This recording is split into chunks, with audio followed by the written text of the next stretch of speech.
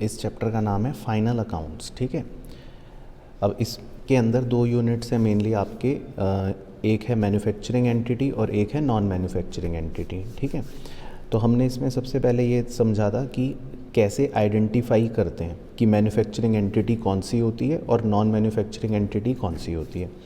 तो इसके लिए जो तरीका होता है वो है कि हम इनकी इन्वेंट्रीज़ को देखते हैं।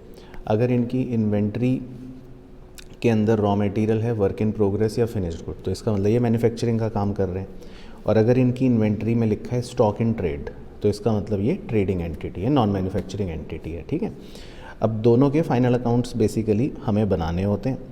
तो जैसे पहले नॉन मैन्युफैक्चरिंग एंटिटी के डिस्कस कर लेते हैं। ठीक है, तो उसमें तीन चीज़ें हम प्रिपेयर करते हैं, ट्रेडिंग अकाउंट, पीएनएल अकाउंट और बैलेंस शीट। ठीक है, तो पहले ट्रेडिंग अकाउंट का कॉन्सेप्ट समझ लेते हैं। ट्रेडिंग अकाउंट का कॉन्सेप्ट में 4-5 आइटम्स रहते हैं मेनली सिंपल। ओपनिंग स्टॉक हो गया, परचेजेस हो गए माइनस परचेज रिटर्न, सेल्स हो गए minus sales return, closing stock हो गया।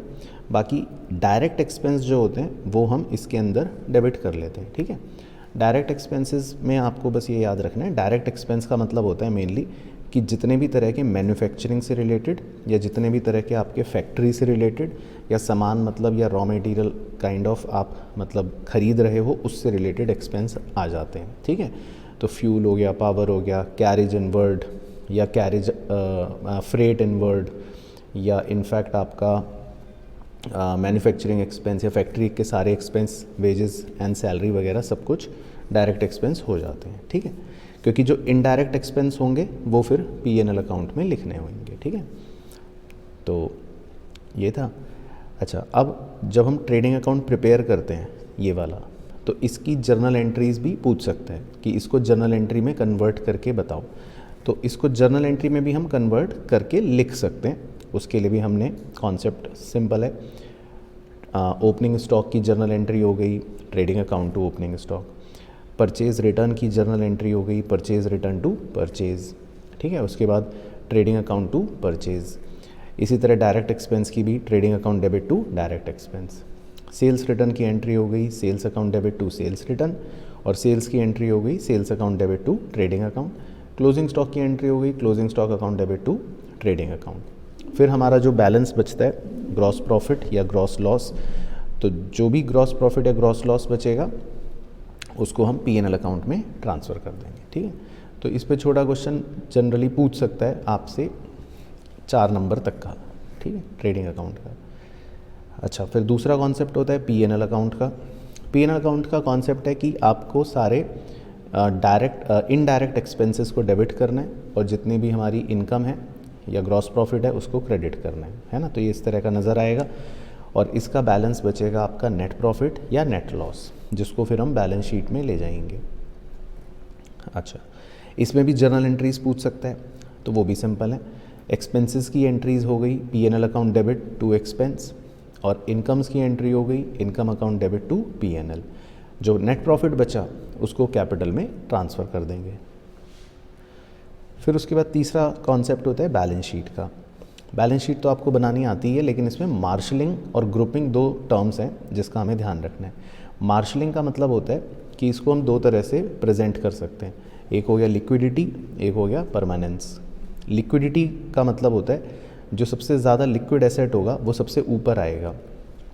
तो जैसे कैश इन हैंड सबसे ज़्यादा लिक्विड है, उसके बाद कैश एट बैंक या करंट इन्वेस्टमेंट, फिर ट्रेड रिसीवेबल या स्टॉक, और लास्ट में टेंजिबल एसेट, और सबसे लास्ट में तो इंटेंजिबल एसेट। तो ये लिक्विड एसेट्स के मतलब ऑर्डर में आ गए। लाइबिलिटीज़ में भी बात करें तो ट्रेड क्रेडिटर, बिल्स पेबल या जो आपकी करंट लाइबिलिटीज़ हैं वो ऊपर आएंगी, और लॉन्ग टर्म लाइबिलिटीज़, लोन्स, फिर रिजर्व और कैपिटल सबसे एंड में आएगा। ठीक है, तो ये हो गया लिक्विडिटी का ऑर्डर। इसको अगर हम ऑपोजिट कर देंगे, इस ऑर्डर को चेंज कर देंगे, तो फिर वो बन जाएगा इन ऑर्डर ऑफ परमानेंस। ठीक है, बाकी ग्रुपिंग का मतलब होता है जब हम सेम चीज़ों को एक साथ क्लब कर लेते हैं। तो जैसे हमने यहाँ पे समझाने के लिए करा था कि जो ग्रीन कलर है पूरा का पूरा वो है करंट एसेट्स, जो ब्लू कलर है वो है नॉन करंट एसेट, और जो येलो कलर है वो है करंट लाइबिलिटीज़। तो इसको हम ग्रुपिंग कह सकते हैं कि एक जैसे आइटम्स को हम एक साथ ग्रुप कर लेते हैं। ठीक है, अच्छा, तो 3 तो हो गए कॉन्सेप्ट। फिर कुछ छोटे छोटे कॉन्सेप्ट थे, जैसे पहला था रिज़र्व क्या होता है और प्रोविज़न क्या होता है, ठीक है। तो ये इंपॉर्टेंट है थ्योरी के लिए एग्ज़ाम में, रिज़र्व और प्रोविज़न का डिफरेंस क्या है। तो रिज़र्व बेसिकली होता है जब हम अपने प्रॉफिट में से कुछ अप्रोप्रिएट करते हैं, लेकिन प्रोविज़न जो होते हैं वो एक तरह से चार्ज अगेंस्ट प्रॉफिट होते हैं, जिनको हम P&L अकाउंट में डेबिट करते हैं एज एन फ्यूचर के लिए हम कोई चीज़ मतलब प्रोवाइड कर रहे होते हैं, जैसे प्रोविज़न फॉर डेप्रिसिएशन है ना, या प्रोविज़न फॉर टैक्स या प्रोविज़न फॉर डाउटफुल डेट्स, तो वो प्रोविजंस होते हैं, ठीक है। बाकी रिज़र्व और रिज़र्व फंड में भी क्या फ़र्क है ये पता होना चाहिए, छोटा सा पॉइंट है। रिज़र्व होता है जैसे आप नॉर्मल जनरल रिज़र्व बनाते हो, लेकिन रिज़र्व फंड का मतलब ये होता है कि जैसे आप कोई रिज़र्व बनाते हो और उस रिज़र्व के सेम अमाउंट का एक इन्वेस्टमेंट भी परचेज़ कर लेते हो, जैसे आपने पढ़ा होगा इन्वेस्टमेंट फ्लक्चुएशन रिज़र्व। तो कई बार वो ऐसे रिज़र्व होते हैं या फंड बोलते हैं फिर उनको, जिनका सेम अमाउंट आप बिजनेस में कहीं और इन्वेस्ट कर लेते हो, तो वो होता है रिज़र्व फंड, ठीक है। बाकी हमने छोटा सा एग्जांपल करा था, ये बुक में भी है। तो इस तरह का क्वेश्चन आपसे पूछ सकता है, कुछ 4-5 आइटम देगा और वो बोलेगा कि इनमें बताओ प्रोविज़न क्या है या रिज़र्व क्या है। तो आइडेंटिफाई कर लेंगे कि हम जो एक्सपेंस के लिए प्रोवाइड करते हैं, जैसे डेप्रीसिएशन हो गया या लाइबिलिटी फॉर टैक्स हो गया है ना, या डाउटफुल डेट्स हो गए, तो वो प्रोविज़न है। रिज़र्व मतलब हो गया जैसे रिटेन्ड प्रॉफिट है ना, या रिज़र्व में हमने कुछ ट्रांसफ़र करा, वो रिज़र्व हो जाएगा। बाकी सेकंड पॉइंट पागल बनाने के लिए दे रखा था, बैड डेट्स, वो ना रिज़र्व है ना प्रोविज़न है, ठीक है। बाकी फाइनल अकाउंट्स कैसे बनाने हैं, वेरी सिंपल, उसका एक रूल याद रखना है आपको कि पहले तो तीनों चीज़ों को साइमल्टेनियसली बनाना है, ठीक है। कई बार बच्चा सोचता है कि पहले मैं ट्रेडिंग अकाउंट बनाऊं, फिर P&L, फिर बैलेंस शीट, तो टाइम लगेगा। तीनों को एक साथ बनाना है और ट्रायल बैलेंस के जो आइटम्स होते हैं उनको एक ही जगह पोस्ट करना है, ठीक है। डेबिट आइटम को डेबिट जगह करना है, क्रेडिट आइटम को क्रेडिट जगह करना है, और जितनी भी एडजस्टमेंट्स होती हैं उनको हमेशा 2 जगह पोस्ट करना है, एक डेबिट साइड और एक क्रेडिट साइड, ठीक है। ये रूल होते हैं बेसिक। तो हमने इसका एक डेमो भी कर लिया था कि जो ट्रायल बैलेंस के आइटम्स हैं वो एक जगह जा रहे हैं, है ना, और जो एडजस्टमेंट थी जैसे हमने लिखा आउटस्टैंडिंग सैलरी, वो 2 जगह जा रही है। तो ये एक मॉडल है कि ट्रायल बैलेंस का आइटम एक जगह जाएगा और जो एडजस्टमेंट है वो 2 जगह पर पोस्ट हो जाएगी, है ना। ये कॉन्सेप्ट था पहले तो बेसिक। अब जो एडजस्टमेंट्स हैं वो देख लेते हैं एक एक करके, वो अच्छे से पता होनी चाहिए। तो जैसे पहली एडजस्टमेंट होती है क्लोजिंग स्टॉक, ठीक है। तो क्लोजिंग स्टॉक को हम 2 जगह लिखेंगे, ट्रेडिंग अकाउंट में क्रेडिट और बैलेंस शीट में एसेट साइड, ठीक है। बाकी इसमें हमने ये भी डिस्कस करा था कि अगर आपको क्लोजिंग स्टॉक ट्रायल बैलेंस के अंदर दे रखा है तो फिर एक ही जगह लिखना है, तो येलो कलर वाला वो मार्क कर रखा है, तो फिर हम खाली उसको बैलेंस शीट में एसेट साइड पर लिख लेंगे, ठीक है जी। उसके बाद आउटस्टैंडिंग एक्सपेंस, इसको 2 जगह लिखना है, जो भी हमारा एक्सपेंस है ना, उसमें ऐड कर लेंगे, और दूसरा बैलेंस शीट में लाइबिलिटी साइड। प्रीपेड एक्सपेंस, इसको हम अपने रिस्पेक्टिव एक्सपेंस में से माइनस कर देंगे और बैलेंस शीट में एसेट साइड, है ना। और येलो कलर का मतलब है अगर ट्रायल बैलेंस में दिया होगा तो फिर खाली एसेट साइड पर ही लिखना है, ठीक है। फिर एक्रूड इनकम, ये हमारी इनकम है तो P&L में क्रेडिट साइड और बैलेंस शीट में asset side. Income received in advance, ये हमारी लाइबिलिटी है तो बैलेंस शीट में लाइबिलिटी और इनकम में से हम डिडक्ट कर लेंगे, ठीक है। डेप्रीसिएशन P&L में डेबिट क्योंकि एक्सपेंस है और एसेट की वैल्यू कम हो जाएगी, ठीक है। उसके बाद interest on capital, interest on capital जो है, तो इंटरेस्ट ऑन कैपिटल भी एक एक्सपेंस हो गया, तो P&L में डेबिट कर देंगे बिजनेस का, और कैपिटल को बढ़ा देगा तो कैपिटल में जोड़ लेंगे। इंटरेस्ट ऑन ड्राइंग, इसका उल्टा, P&L में क्रेडिट कर देंगे क्योंकि फर्म के लिए इनकम हो गई, और कैपिटल को कम कर देगा तो कैपिटल में से माइनस कर देंगे। तो यहाँ तक तो हो गए बेसिक। फिर इसके बाद नंबर 9 है गुड्स विड्रॉ कर लिए फॉर पर्सनल यूज़, तो ये हम परचेज में से माइनस कर देंगे, और क्योंकि ड्राइंग है तो कैपिटल में से भी माइनस कर देंगे। Goods distributed as free sample, free sample में गुड्स दिया तो हमारे परचेज कम हो गई, और दूसरा P&L में डेबिट कर देंगे क्योंकि हमारा ये एक्सपेंस हो गया, ठीक है। फिर गुड्स लॉस्ट बाय फायर, अब मान लो गुड्स हमारे लॉस्ट हो गए फायर से, तो ये भी हम परचेज में से माइनस कर देंगे क्योंकि गुड्स लॉस्ट हो गए, और P&L में डेबिट कर देंगे क्योंकि हमारा नुकसान हो गया। लेकिन इसमें कभी कभी फिर ये भी बोलता है कि हमें इंश्योरेंस क्लेम रिसीव हुआ लेट से 70%, तो जितना क्लेम आपको रिसीव हो जाता है उतना आपका लॉस कम हो जाएगा, तो गुड्स लॉस्ट में से आप माइनस कर देते हो और बैलेंस शीट में उसको एसेट साइड पर हम शो कर देते हैं क्योंकि उतना क्लेम हमें मिल जाएगा। तो ये एक कंप्लीट एडजस्टमेंट हो गई। फिर उसके बाद एक और थी sale of goods on approval basis. ये इंटरेस्टिंग होती है। इसमें हम क्या होता है कि हम अपने गुड्स किसी कस्टमर को भेजते हैं अप्रूवल के लिए, और गुड्स भेजने के बाद अभी ईयर एंड हो जाता है और वो अभी अप्रूव नहीं करता, तो पेंडिंग चलता है अप्रूवल। तो इसमें हमको दो काम करने होते हैं, तो इसमें मतलब डुअल एडजस्टमेंट्स होते हैं। एक तो पहले हमें सेल को कैंसिल ऑफ करना पड़ता है, तो सेल को कैंसिल ऑफ करने के लिए मतलब एंट्री है जो आपको स्टोरी समझाई थी, sale account debit to debtor. तो इसका इफ़ेक्ट ये होगा कि हम अपनी सेल को भी कम कर देंगे और अपने डेटर को भी कम कर देंगे। तो ये तो हो गया एक इफ़ेक्ट। और फिर जो दूसरा स्टॉक की वैल्यू होगी, जो उसकी कॉस्ट होगी, उसको हम फिर अपने क्लोजिंग स्टॉक की तरह रिकॉर्ड करेंगे। तो उसका इफ़ेक्ट होगा क्लोजिंग स्टॉक की तरह ट्रेडिंग अकाउंट में क्रेडिट और बैलेंस शीट में एसेट साइड पर। तो इसमें दो मतलब इफ़ेक्ट्स करने होते हैं हमको। उसके बाद bad debts, provision for doubtful debts और डिस्काउंट ऑन डेटर मैंने आपको एक साथ समझाया था, वो एक साथ ही समझ लेते हैं।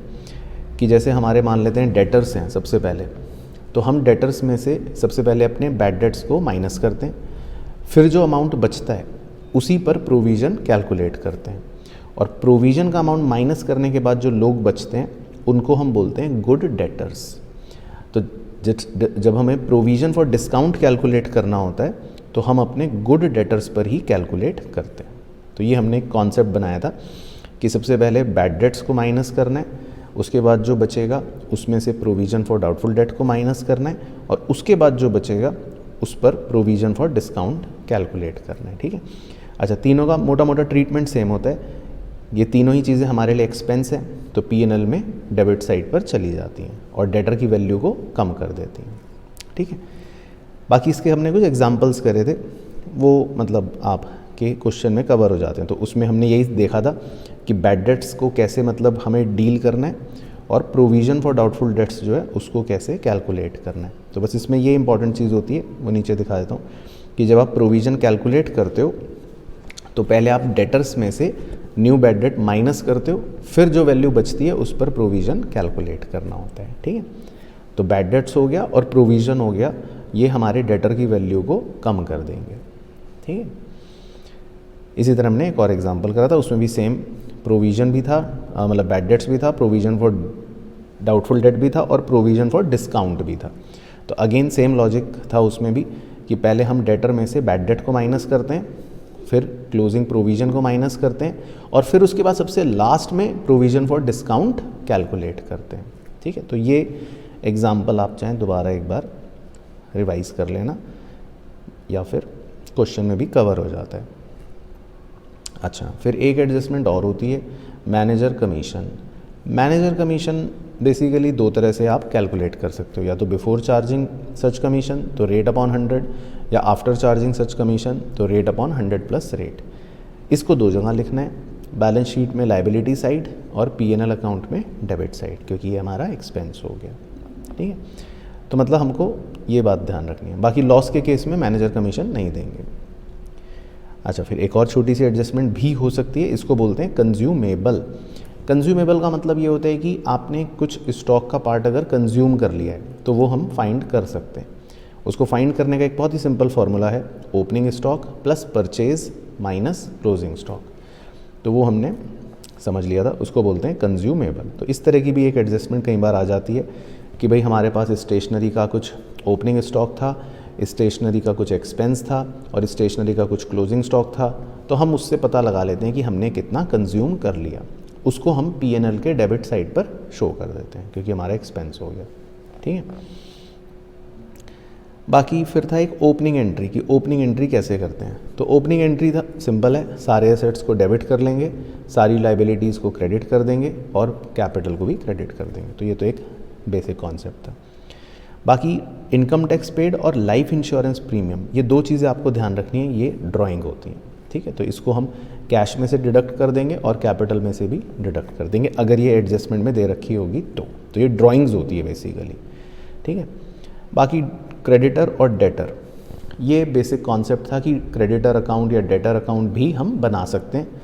और कैसे बनाना है, क्रेडिटर मतलब हो गया, सीधा अकाउंट ही दिखा देता हूँ। क्रेडिटर अकाउंट जिसमें आप जो भी गुड्स परचेज़ करते हो क्रेडिट पर वो आता है, और जो आप उसको पेमेंट करते हो वो डेबिट में आता है, या डिस्काउंट रिसीव्ड है वो डेबिट में आता है। इसी तरह अगर राइट साइड पे आप डेटर अकाउंट देखोगे तो जो भी हम क्रेडिट सेल करते हैं वो आती हैं, सेल रिटर्न क्रेडिट में आती हैं, डिस्काउंट हमने अलाउ करा वो क्रेडिट में आता है, या बैड डेट अगर हो गया वो क्रेडिट में आता है, या कैश है ना क्रेडिट में आता है। तो वैसे सेम कॉन्सेप्ट आप सिंगल एंट्री में भी करते हो, तो ये सेम ही है। अच्छा, बाकी एडजस्टमेंट के अंदर जीएसटी भी हो सकता है। तो जीएसटी अगर है ट्रायल बैलेंस में तो इनपुट और आउटपुट दोनों जीएसटी होंगे, तो उसको आपको फिर सेट ऑफ करके फाइनल वैल्यू लिखनी पड़ती है, ठीक है। बाकी रूल ये याद रखना है कि इनपुट जीएसटी जो होगा वो एसेट है और आउटपुट जीएसटी लायबिलिटी है, ठीक है। ये इसका रूल रहता है, ठीक है। तो कॉन्सेप्ट तो जर्नल वाला सेम ही है। सीजीएसटी भी हो सकता है, एसजीएसटी भी हो सकता है, आईजीएसटी भी हो सकता है। तो 3 तरह के जीएसटी होते हैं, है ना। इनपुट जीएसटी हमारे लिए एसेट होता है, ये फंडा आपको याद रखना है, और आउटपुट जीएसटी हमारे लिए लायबिलिटी है, ये फंडा याद रखना है, ठीक है। बाकी सेट ऑफ के रूल्स होते हैं वो अच्छे से लर्न होने चाहिए, जर्नल में भी काम आते हैं।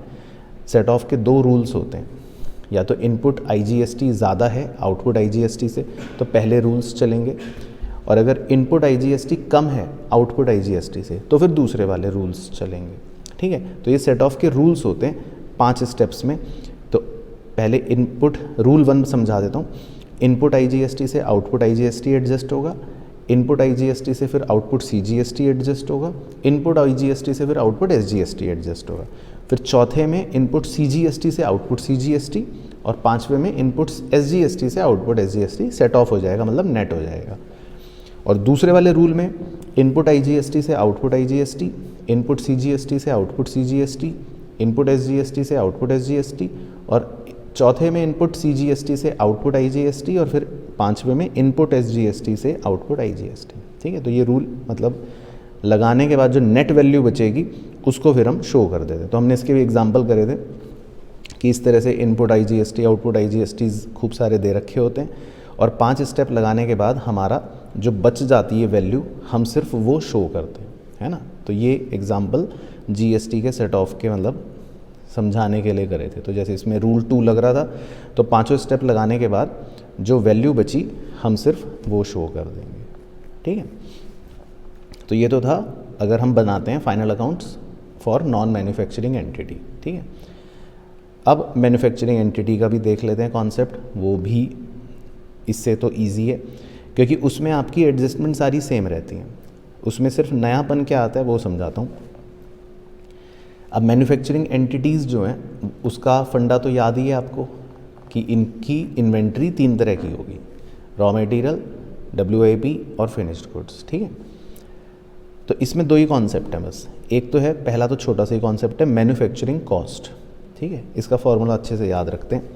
मैन्युफैक्चरिंग कॉस्ट का मतलब होता है कि कितना रॉ मटेरियल इन्होंने कंज्यूम करा, कितनी मैन्युफैक्चरिंग वेजेस इन्होंने पे करी, कितना इन्होंने मैन्युफैक्चरिंग का डायरेक्ट खर्चा करा, और कितना इनका मैन्युफैक्चरिंग का इनडायरेक्ट खर्चा हुआ। तो 4 चीज़ों को जोड़कर मैन्युफैक्चरिंग कॉस्ट बन जाएगी, ठीक है। अब इन 4 चीज़ों को हमने ABC नाम दे रखा है। डायरेक्ट वेजेस तो डायरेक्ट हो गए। अब रॉ मटेरियल कंज्यूम्ड क्या था वो समझ लेते हैं A पॉइंट में। उसका फॉर्मूला था very simple, opening raw material plus purchase of raw material minus closing raw material, है ना। तो इससे पता लग जाएगा कि कितना रॉ मटेरियल हमने कंज्यूम करा। ये तो हो गया सिंपल।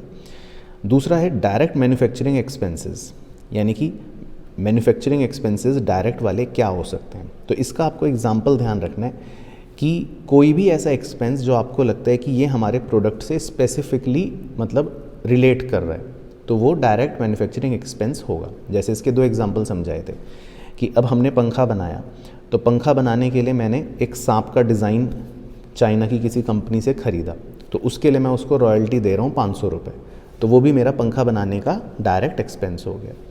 या मान लो मैंने एक मशीन भाड़े पर ली जिसकी मदद से मैं पंखा बना रहा हूँ, तो उस मशीन का किराया है 800 रुपये, तो वो भी मेरा एक डायरेक्ट एक्सपेंस हो गया। तो हमें पंखा बनाने के लिए 100 रुपये का रॉ मटेरियल लगा, 200 रुपये की वेजेस लगी, 500 रुपये की रॉयल्टी लगी, 800 रुपये के हायर चार्जेस लगे, तो हम कहेंगे कि पंखे बनाने में ये सारा हमारा खर्चा हो गया है। तो ये डायरेक्ट एक्सपेंस के एग्जाम्पल थे, ठीक है। तीसरे होते हैं इनडायरेक्ट एक्सपेंसेस। अब इनडायरेक्ट एक्सपेंस का मतलब होता है आपका इनडायरेक्ट मटेरियल भी हो सकता है, इनडायरेक्ट वेजेस भी हो सकती है, और कुछ और इनडायरेक्ट खर्चे भी हो सकते हैं। तो उसके एग्जांपल याद रखना है अच्छे से। अब इनडायरेक्ट मटेरियल कैसा होता है भाई, जैसे पंखा बनाने के लिए जो मैं मशीन यूज़ कर रहा हूँ, अब उसमें कुछ ल्यूब्रिकेटिंग ऑयल लगेगा, उसमें छोटे मोटे कुछ टूल्स यूज़ हो जाएंगे, तो ये इनडायरेक्ट मटेरियल है। अच्छा, इनडायरेक्ट वेजेस क्या हो सकती है कि मैंने एक मज़दूर को फैक्ट्री साफ़ करने के लिए रखा, अब मैं उसको पैसे दे रहा हूँ, तो ये एक इनडायरेक्ट वेजेस हो गई, क्योंकि वो तुम सफाई कर रहा है, वो पंखा नहीं बना रहा, सफाई करने में मदद कर रहा है, तो ये इनडायरेक्ट वेजेस हो गई। और इनडायरेक्ट मटेरियल क्या हो सकता है, जैसे मान लो हमने इंश्योरेंस प्रीमियम दिया अपने फैक्ट्री का, या हम अपने एम्प्लॉयज़ को ट्रेनिंग एक्सपेंस दिए, तो ये सब खर्चे हमारे एक तरह से पंखे बनाने के नहीं है डायरेक्टली, लेकिन फिर भी करने पड़ते हैं तभी फैक्ट्री चलेगी, तो ये इनडायरेक्ट एक्सपेंस होते हैं, ठीक है। तो बेसिकली मैन्युफैक्चरिंग कॉस्ट जो है वो इन सबको मिला जुला कर बनती है। तो ये सब कुछ मतलब अगर मैं जोड़ लूँगा तो that is known as manufacturing cost. तो इसमें रॉ मटेरियल कंज्यूम्ड भी आ गया, डायरेक्ट वाले वेजेस भी आ गए, डायरेक्ट वाले खर्चे भी आ गए, और इनडायरेक्ट वाले भी मैन्युफैक्चरिंग के खर्चे आ गए। तो इन सबको जोड़ लेंगे तो ये बन जाएगी मैन्युफैक्चरिंग कॉस्ट। अच्छा, दूसरा कॉन्सेप्ट होता है जो मेन है हमारे लिए। अच्छा, मतलब ये एक छोटा ये भी है, बाय प्रोडक्ट। ये तो सिंपल है। बाय प्रोडक्ट मतलब होता है कि आप अगर पनीर बनाना चाहते हो दूध से, तो एक प्रोडक्ट अपने आप बन जाएगा बिना एफर्ट के, क्या, बटर मिल्क, तो उसको बोलते हैं बाय प्रोडक्ट, ठीक है। तो बाय प्रोडक्ट की कोई कॉस्ट नहीं होती, क्योंकि हम इसको बनाने के लिए कुछ भी खर्च नहीं कर रहे। हम तो दूध से पनीर बनाना चाहते हैं, लेकिन वो बनाने के लिए हमारा छाछ अपने आप बन जाता है। तो बाय प्रोडक्ट की कोई कॉस्ट नहीं होती, इसीलिए बाय प्रोडक्ट्स को हमेशा हम सिर्फ NRV पर शो करते हैं, यानी कि नेट रियलाइजेबल वैल्यू पर शो करते हैं, या मार्केट वैल्यू भी कह सकते हो, उस पर शो करते हैं बस। तो ये ध्यान रखना है कि बाय प्रोडक्ट्स की कोई कॉस्ट नहीं होती, वो हमारी एक मतलब मार्केट प्राइस पर शो होता है। अच्छा, मेन कॉन्सेप्ट है आपका ये मैन्युफैक्चरिंग अकाउंट, ठीक है, क्योंकि ये अलग होता है, नया होता है, जो नॉन मैन्युफैक्चरिंग एंटिटी में नहीं था, ठीक है। अब मैन्युफैक्चरिंग अकाउंट का फंडा क्या है, पहले डेबिट साइड डिस्कस कर लेता हूँ, कि जो मैन्युफैक्चरिंग कॉस्ट के कंपोनेंट्स है वो लिखने हैं। पहला हो गया रॉ मटेरियल कंज्यूम्ड, दूसरा हो गया डायरेक्ट वेजेस, तीसरा हो गया डायरेक्ट मैन्युफैक्चरिंग एक्सपेंस, और चौथे हो गए इनडायरेक्ट मैन्युफैक्चरिंग एक्सपेंस। तो वो चारों खर्चे लिख देंगे डेबिट साइड में, ठीक है, चार हो गई चीज़ें। और बस एक पांचवी चीज़ और लिखते हैं, उसको बोलते हैं ओपनिंग वर्क इन प्रोग्रेस। तो टोटल 5 चीज़ें हमें डेबिट साइड पर लिखनी है। अच्छा, क्रेडिट साइड पर तो सिर्फ 2 चीज़ें लिखनी है, एक लिखना है क्लोजिंग वर्क इन प्रोग्रेस, और एक लिखना है बाय प्रोडक्ट अगर है तो, बस। फिर आप क्लोज कर दोगे अकाउंट को। डेबिट का टोटल हमेशा ज़्यादा आएगा, क्रेडिट का टोटल कम आएगा, तो क्रेडिट साइड पर आपका एक बैलेंसिंग फिगर बचेगा, उसको बोलते हैं कॉस्ट ऑफ गुड्स प्रोड्यूस्ड, और उसको ट्रांसफ़र करते हैं ट्रेडिंग अकाउंट में, बस।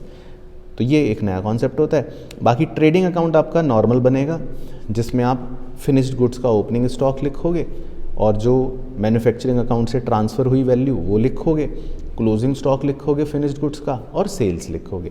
डायरेक्ट एक्सपेंस इसमें नहीं आएगा, ये बात मतलब बड़ा इंपॉर्टेंट है, कई बार बच्चा कंफ्यूज होता है। इस बार डायरेक्ट एक्सपेंस इसमें नहीं आएंगे। क्यों नहीं आएंगे? हाँ, क्योंकि वो ऑलरेडी मैन्युफैक्चरिंग अकाउंट में लिख लिए, तो ये याद रखना है। बाकी इसके बाद ग्रॉस प्रॉफिट निकलेगा, और वो हम P&L अकाउंट में ले जाएंगे, और मतलब पूरी बैलेंस शीट जो बनेगी आगे वो सब सेम बनेगी। तो बाकी का मतलब जो प्रोसेस है वो पूरा सेम है, ठीक है। तो ये इसमें हमको ध्यान रखना है। इसी के फॉर्मूले हमने मतलब इसी को फार्मूला का रूप देकर भी लिख लिया था। कॉस्ट ऑफ गुड्स प्रोड्यूस्ड का formula manufacturing cost plus opening WIP minus closing WIP और माइनस बाय प्रोडक्ट अगर है तो। और COGS का फॉर्मूला भी लिख लिया, हालांकि ये तो पता ही है आपको, net sales minus gross profit, है ना। या फिर opening stock of finished goods plus cost of goods produced minus closing stock of finished goods. ठीक है, तो ये था इसका कॉन्सेप्ट। तो चलो जी, चलो तो बुक से एक ग्लांस ले लेते हैं फटाफट। तो देखो पहले तो यूनिट 1 में तो है नॉन मैन्युफैक्चरिंग एंटिटी, ठीक है। तो इसमें क्या क्या मतलब आपको करना है रिवीजन के टाइम पर, ये सब बातें तो बेसिक हैं, इन्होंने दे रखी हैं, ठीक है। एक छोटा सा पहले तो ये रीड कर लेना, एक डिफरेंस पूछ सकता है थ्योरी में कि इनकम स्टेटमेंट और पोजीशन स्टेटमेंट में क्या फ़र्क होता है। बाकी वैसे बेसिक बात ये है, इनकम स्टेटमेंट मतलब हो गया P&L जो आप बनाते हो, और पोजीशन स्टेटमेंट मतलब हो गया जो बैलेंस शीट बनाते हो। तो इनडायरेक्टली वो पूछ रहा है आपसे कि क्या डिफरेंस है, ठीक है। तो ये आप लिख सकते हो सिंपल। बाकी प्रिपरेशन करनी है फाइनल अकाउंट्स की, वो एक सिंपल है, ठीक है। उसके लिए किन बातों का ध्यान रखना है, वो सब बातें उसने दे रखी हैं। ये तो एक बेसिक बातें जो आपको पता है कि बिज़नेस और पर्सनल को अलग अलग रखना है, कैपिटल और रेवेन्यू को अलग अलग देखना है, सारी मटेरियल इन्फॉर्मेशन डिस्क्लोज़ होनी चाहिए, करंट पीरियड की ट्रांजैक्शंस रिकॉर्ड होनी चाहिए, है ना। और सब कुछ मतलब क्लोज ऑफ अकाउंट्स करने में इफ़ेक्टिव मतलब इफ़ेक्ट सबका आना चाहिए, जो भी अकाउंट क्लोज होने से पहले आए हैं, ठीक है। तो ये सब बातें दे रखी हैं, तो नॉर्मल है, आपके लिए कोई ज़्यादा महत्व नहीं रखती, ठीक है। प्रिंसिपल्स आपने पढ़ी रखे हैं चैप्टर 2 में, तो कोई दिक्कत नहीं। बाकी ट्रेडिंग अकाउंट का ये फॉर्मेट ये सब आप कर लोगे, इसकी ज़्यादा दिक्कत नहीं है। एंट्रीज़ भी आपने लिखी रखी हैं, ठीक है। तो इलस्ट्रेशन बता देता हूँ। बाकी इलस्ट्रेशन 1 जो है ये तो बस आप ऐसे ही गो थ्रू कर लेना, ठीक है। ये ईजी है। इसमें सिंपल आपसे COGS पूछ रहा है, वो निकाल दो, ठीक है, और क्रेडिटर अकाउंट बना दो, ठीक है। तो ये आप खाली ऊपर से भी देख कर सकते हो, इसको सॉल्व मत करना चाहें। ऐसी सेकंड भी बस गो थ्रू रीड कर लेना। इसमें आपको नॉर्मल ट्रेडिंग अकाउंट बनाना है, ठीक है, और जर्नल एंट्रीज़ करनी है। तो ये भी ऐसी वार्म अप क्वेश्चन है, ज़्यादा खास नहीं है कोई एग्ज़ाम के लिए। बाकी फिर P&L का फॉर्मेट दे रखा है, वो आपको आता है, एंट्रियाँ दे रखी हैं वो आपको आती हैं, उसके बाद कुछ एडजस्टमेंट्स हैं वो आपको आती हैं। इलस्ट्रेशन 3 भी बस आप देख लेना, इसमें आपको नॉर्मल P&L अकाउंट बनाना है खाली, ठीक है। तो और उसकी जर्नल एंट्री, तो ये भी कोई ख़ास नहीं है। अब एडजस्टमेंट्स यहाँ पर आपको दे रखी हैं। एडजस्टमेंट मैंने आपको जो लिखवाई हैं वो सारी कंप्लीट है, तो इसमें आपको ज़्यादा ज़रूरत नहीं है, ठीक है। बाकी एक 4th वाला आप मार्क कर लो, छोटा सा, छोटा क्वेश्चन है लेकिन ये इंपॉर्टेंट है। इसमें एक्चुअल में प्रोविज़न का अमाउंट पूछ रहा है, ठीक है। तो ये 4 नंबर का या 3 नंबर का आ सकता है, ठीक है। छोटा क्वेश्चन इस तरह का। तो इसमें आपको वो वाली एडजस्टमेंट सॉल्व करनी है, प्रोविज़न फॉर डाउटफुल डेट की, ठीक है। बाकी इसके बाद जो है एडजस्टमेंट्स, ये सब तो बेसिक आपको पता ही है, ये सब लिख ली हमने। उसके बाद इलस्ट्रेशन 5 जो ये सिर्फ आप एक बार ऐसे रीड कर लेना, मतलब ऊपर से देख लेना, सॉल्व करने की ज़रूरत नहीं है, क्योंकि इसमें सिर्फ आपको ट्रेडिंग और P&L अकाउंट 2 चीज़ें मांग रहा है, लेकिन एडजस्टमेंट नहीं है इसमें कोई, है ना। और जर्नल एंट्रीज़ कह रहा है, ठीक है। तो ट्रेडिंग की जर्नल एंट्रीज़ हो गई और फिर उसके बाद P&L की जर्नल एंट्रीज़ हो गई, ठीक है। बाकी उन्होंने अकाउंट भी बना के दिखा रखे हैं, ठीक है। तो ये भी नॉर्मल है। बाकी बैलेंस शीट उसके बाद वो आपको पता ही है कैसे बनाते हैं, मार्शलिंग आपको पता चल गई, ग्रुपिंग भी आपको पता ही है, ठीक है। उसके बाद इलस्ट्रेशन 6 भी बस आप देख लेना, इसमें आपको सिंपल बैलेंस शीट बनाने को बोल रहा है, तो ये तो बेसिक है। इलस्ट्रेशन 7 जो है ये भी आप एक बार देख सकते हो, सिर्फ रीड कर लेना। इसके अंदर जो है बैलेंस शीट बनाने को बोल रहा है, और इसमें आपको हाँ ये मार्क कर सकते हो, ये थोड़ा सा अच्छा क्वेश्चन है इलस्ट्रेशन 7। इसमें वो बता देता हूँ, इसमें बेसिकली आपको इतना पोर्शन अच्छा दे रखा है, तो ये थोड़ा सा फोकस कर लेते हैं। इसमें ये है कि आपको जो प्रॉफिट दे रखा था नेट प्रॉफिट, तो उसमें कुछ आपको एरर्स दे रखे हैं, या उसमें कुछ मतलब पॉइंट्स दे रखे हैं, जैसे कि this was after allowing for the following: rent received from property let out 3 lakh, depreciation on plant 10%, furniture and fixture 5%, provision for doubtful debt 5%। लेकिन लिखा है but while preparing the P&L account he had forgotten to provide for number 1 outstanding expenses totalling 1,80,000 and prepaid insurance of 20,000। ठीक है, तो मतलब इसमें क्या है कि पहले हमें नेट प्रॉफिट की फ़िगर को सही करना पड़ेगा और फिर उस फिगर को कैपिटल में डालना पड़ेगा। तो ये मतलब ठीक है, अच्छा एक इंटरेस्टिंग क्वेश्चन है, तो आप देख सकते हो। तो जो नेट प्रॉफिट था 18,30,000 का, वो चेंज हो जाएगा और आपका रिवाइज्ड नेट प्रॉफिट जो बनेगा वो बनेगा 16,70,000, ताकि जब आप बैलेंस शीट बनाओगे तो अपने कैपिटल में फिर 16,70,000 को ऐड करोगे। तो ये आप देख सकते हो, एक थोड़ा सा डिफरेंट क्वेश्चन था जस्ट उसलिए। बाकी ओपनिंग एंट्री ये सिंपल है, इसमें आपको सिंपल ओपनिंग एंट्री करनी है तो बहुत ही सिंपल है, तो ऐसे ही दे रखा है। उसके बाद इलस्ट्रेशन 9 जो है, इसमें आपको तीनों चीज़ें प्रिपेयर करनी है।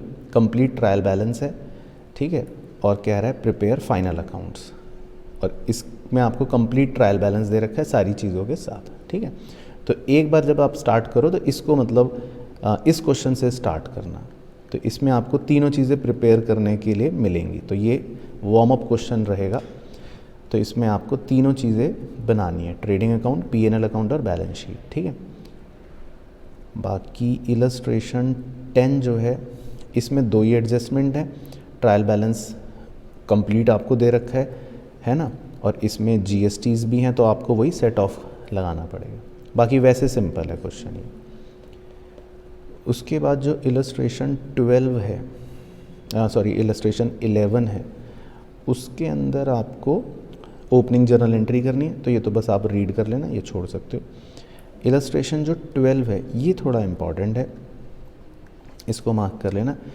इसमें आपको ट्रायल बैलेंस दे रखा है ना, ये हमने डिस्कस भी करा था, और आपको ट्रेडिंग पीएनएल अकाउंट बनाना है आफ्टर ये वाली एडजस्टमेंट्स, तो इसमें आपकी अच्छी एडजस्टमेंट्स दे रखी हैं। ठीक है, तो इस क्वेश्चन को आप ज़रूर करके रखो, इम्पॉर्टेंट है, एग्ज़ाम में आपका 14 मार्क्स तक का ये आ सकता है।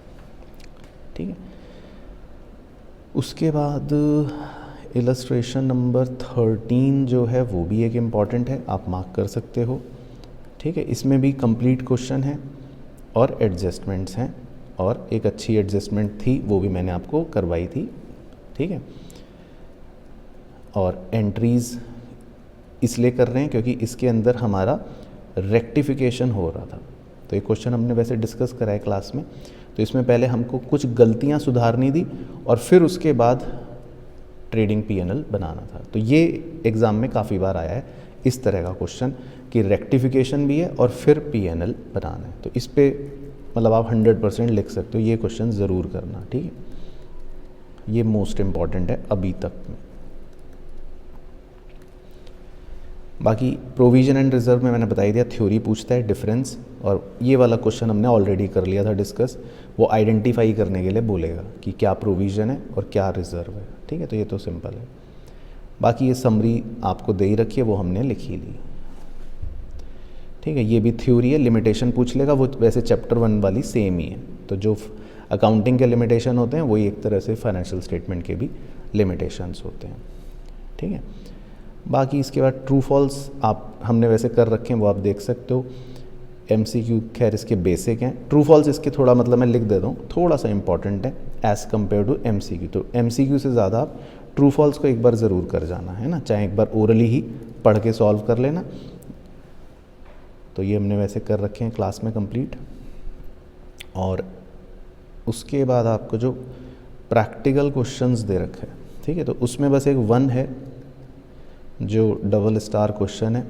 ठीक है, इसके एडजस्टमेंट सारे देख जाना, अगर आपको पूरा सॉल्व ना भी करने का मन करे तो इसके कुछ एडजस्टमेंट पॉइंट्स हैं जो हमने डिस्कस करे ना अलग अलग, वो ज़रूर देख जाना। जैसे 4th वाला पॉइंट, ये अच्छा पॉइंट है ना, ये एडजस्टमेंट अच्छी है।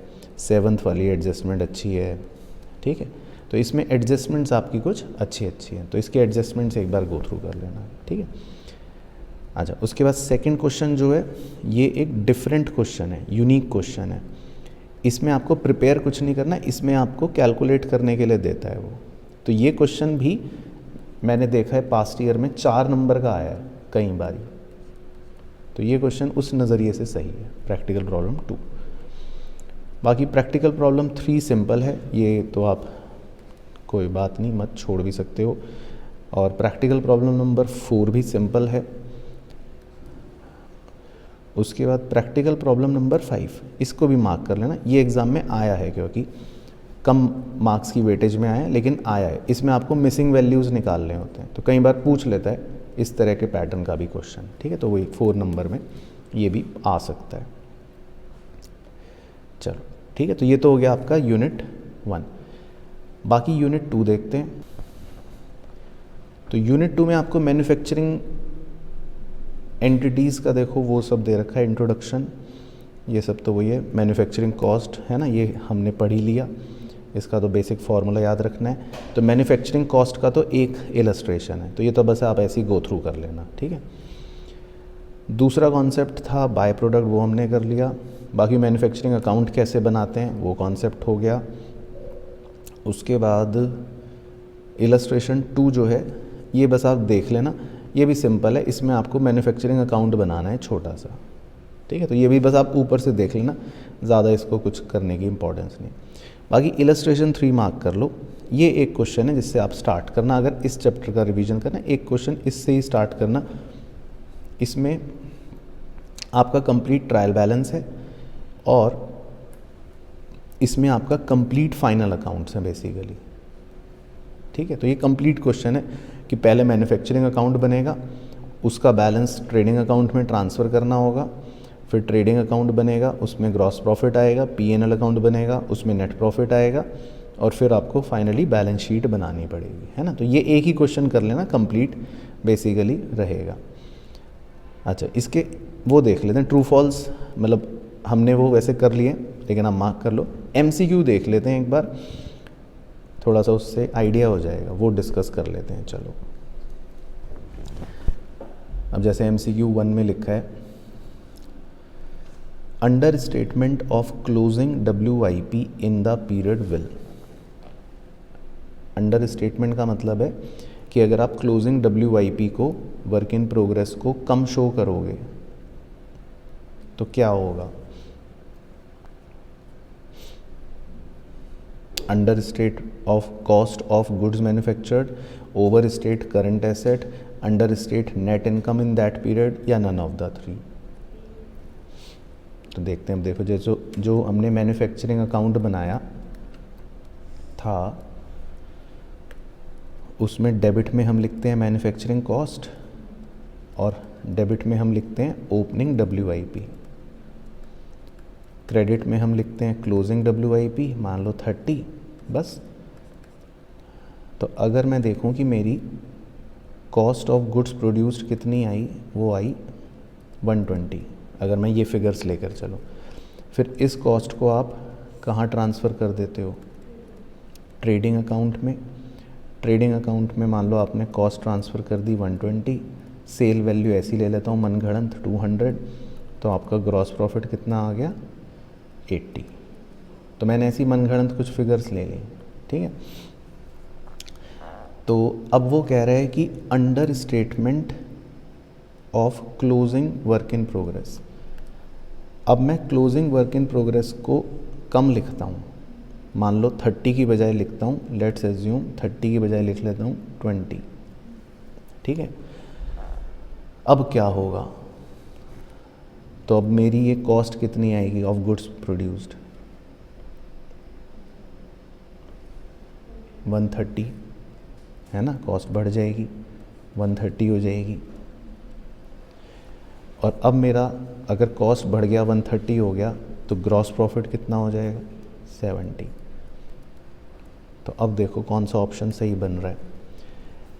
ए में लिख रहा है under state cost of goods manufactured, मतलब कॉस्ट कह रहा है कम हो जाएगी तो गलत हो गया।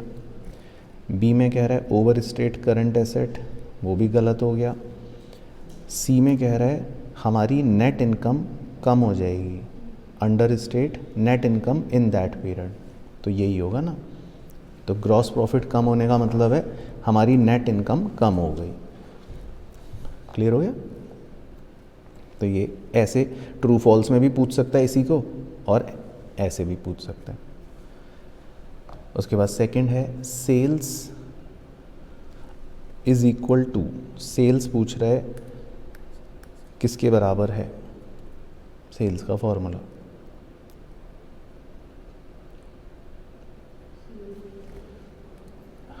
COGS प्लस ग्रॉस प्रॉफिट, बिल्कुल सही, क्योंकि COGS का फॉर्मूला था सेल्स माइनस ग्रॉस प्रॉफिट, तो सेल्स का फॉर्मूला बन गया COGS प्लस ग्रॉस प्रॉफिट। ठीक है, तो ये तो सिंपल हो गया।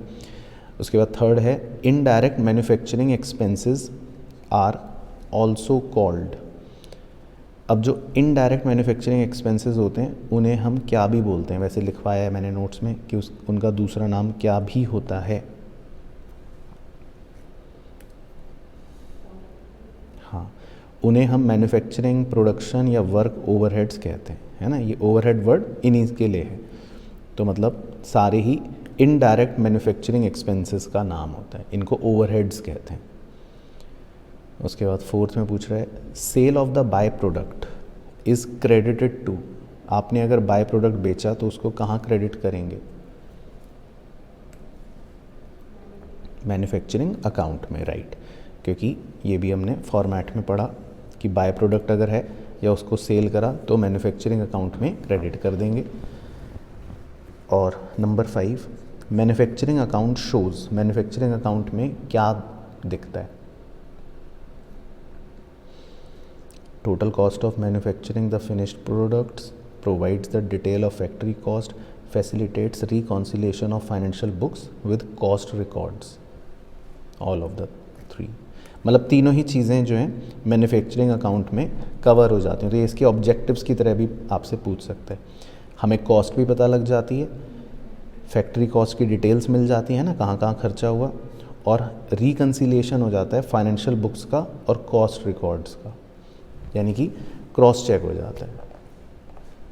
ठीक है ना, तो इसमें यही थे छोटे MCQ। तो बाकी थ्योरेटिकल क्वेश्चन तो सिंपल है, अगर बाय चांस पूछे। प्रैक्टिकल क्वेश्चन बता देता हूँ। 1 तो आप ऐसे ही देख लेना, 1 में तो आपको सिंपल मैन्युफैक्चरिंग अकाउंट बनाने को कह रहा है, ठीक है, वो तो सिंपल है। 2 क्वेश्चन एक डिफरेंट क्वेश्चन है, तो ये ज़रूर आप मार्क कर लो, ये एग्ज़ाम में आया है ना, और सेम आता है, तो इसकी खासियत ये है कि ये सेम आता है। तो ये हमने क्लास में डिस्कस कर रखा है, एक डिफरेंट तरह का क्वेश्चन है, लेकिन इसमें आपसे मैन्युफैक्चरिंग अकाउंट, क्रेडिटर अकाउंट और ट्रेडिंग अकाउंट कह रहा है बनाओ, और मिसिंग फिगर होती हैं कुछ, ठीक है, तो ये निकालना होता है। तो ये आप एक बार मार्क कर लो अपनी लिस्ट में, इनको ज़रूर कर लेना, है ना। और इसमें हमने कर भी रखा है कि कैसे सॉल्व करना है, तो इसमें कुछ गलतियां वो करके देता है, फिर हमको रिवाइज्ड वाले बनाने होते हैं बेसिकली, ठीक है। तो ये डिफरेंट क्वेश्चन है, छोटे नंबर में आएगा लेकिन आया है कई बार। और ये वाला एक मार्क कर लो बस, ये एक सेम इलस्ट्रेशन 3 की तरह है, तो अगर आप प्रैक्टिस करो तो ये वाला ज़रूर करना। इसके अंदर क्या है, आपको वही कंप्लीट ट्रायल बैलेंस दे रखा है ना, हमने डिस्कस भी करा है, और एडजस्टमेंट्स दे रखी हैं। बाकी इसमें मैन्युफैक्चरिंग अकाउंट, ट्रेडिंग अकाउंट और P&L अकाउंट बनाना है। तो ये मुझे लगता है क्वेश्चन की इस तरह का 10 या 14 नंबर तक में ये वाला क्वेश्चन आ जाता है, तो ये आपके लिए इम्पॉर्टेंट रहेगा बस, है ना। तो ये था इसके अंदर तुम्हें